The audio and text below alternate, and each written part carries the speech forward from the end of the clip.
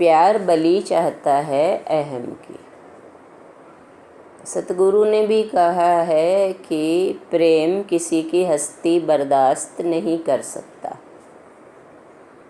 क्योंकि प्रेम खिलेगा ही तब जब अहंकार नहीं होगा।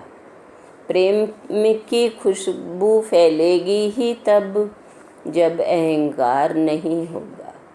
अहंकार तो दुर्गंध है, खुशबू में दुर्गंध अगर मिल रही है तो खुशबू कहाँ है। तो इसीलिए जो सतगुरु कह रहे हैं कि प्यार बलि चाहता है, यानी प्यार ये चाहता है कि अहम ना रहे, तभी वो खिलेगा और तभी वो परमात्मा के चरणों में चढ़ पाएगा। जब तक अहंकार है, यानी दो का भाव है, प्रेम और अहंकार अगर दो मिश्रित हैं तो प्रेम मिश्रीवत नहीं हो सकता। तो उसको अलग कैसे करेंगे? केवल संत की शरणागति होने मात्र से, कि मेरा कुछ नहीं, मैं कुछ नहीं, जो कुछ हो तुम ही तुम हो।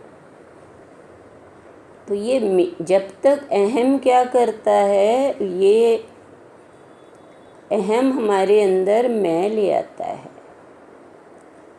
और भगवान को मैं पसंद नहीं है।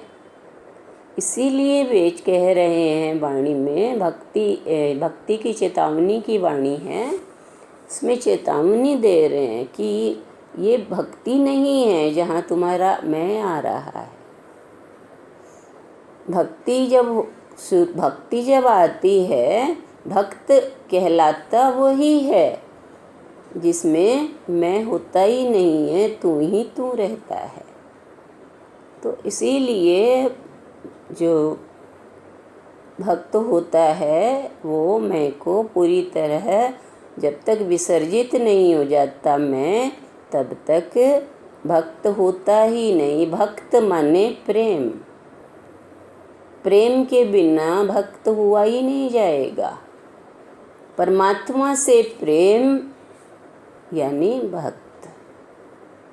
प्रेम हो गया, जैसे पैसे का भी जिसे प्रेम होते हैं तो कहते हैं ना कि पैसों का भक्त है।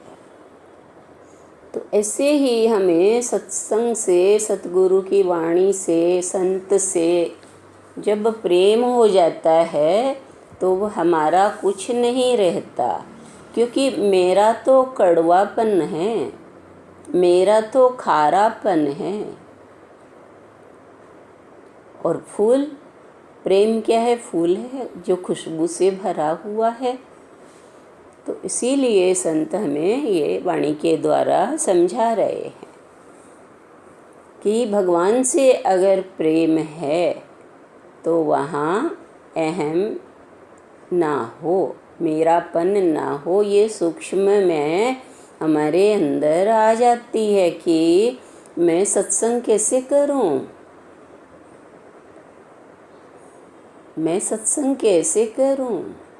इसकी बजाय हम ये कहेंगे उसकी कृपा हो रही है, मैं ज़रूर सत्संग करूंगी, मैं ज़रूर सत्संग सुनूंगी। फिर देखें हमारे जीवन में सत्संग आता है कि नहीं।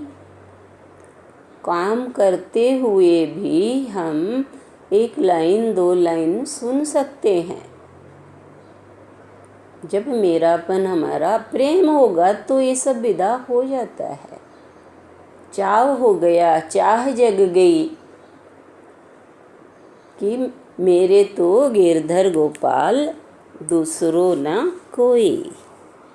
ये हमें वाणी का भाव मिला।